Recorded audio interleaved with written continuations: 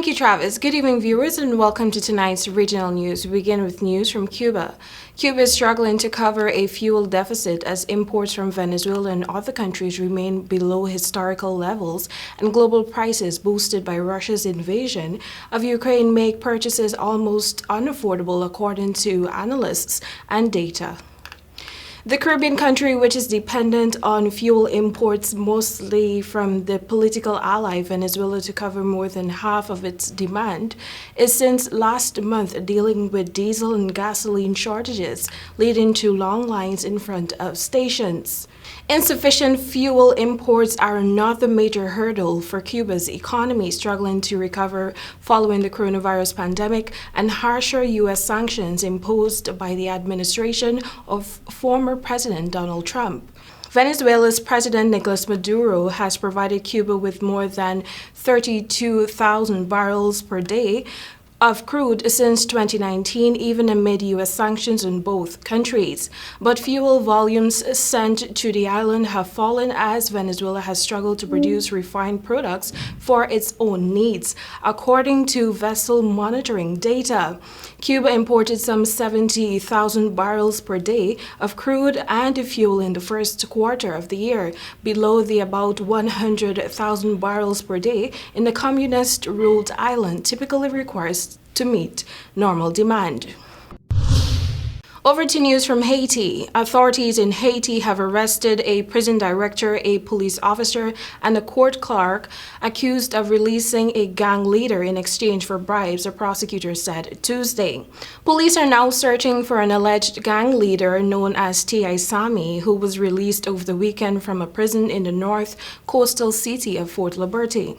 He said the investigation is ongoing and that more people might be involved. The fugitive suspect faces charges including murder and possession of illegal weapons.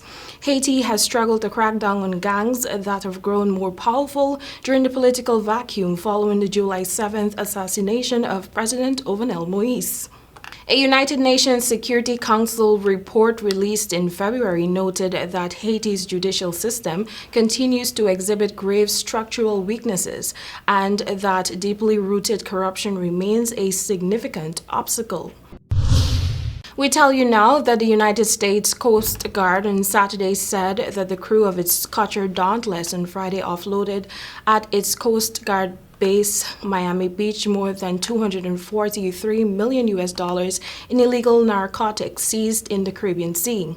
The U.S. Coast Guard said the Dauntless crew seized about 8,500 pounds of cocaine and apprehended 13 suspected drug smugglers with Dominican Republic and Colombian nationalities following a 45-day patrol in the Caribbean Sea. The Dauntless crew worked alongside multiple U.S. Coast Guard assets and international assets, including the HNLMS Friesland of the Royal Netherlands Navy, to interdict the illegal drug smuggling ventures, the U.S. Coast Guard said. The U.S. Coast Guard said the fight against drug cartels in the Caribbean Sea requires unity of effort in all phases, from detection, monitoring, and interdictions to criminal prosecutions by international partners and U.S. attorneys' offices in districts across the nation. During at-sea interdictions, the U.S. Coast Guard said a suspect vessel is initially detected and monitored by allied military or law enforcement personnel coordinated by Joint Interagency Task Force, South Base in Key West, Florida. And now for a final story coming out of Jamaica. The anti-informer culture in Jamaica is changing, says Police Commissioner Major General Anthony Anderson.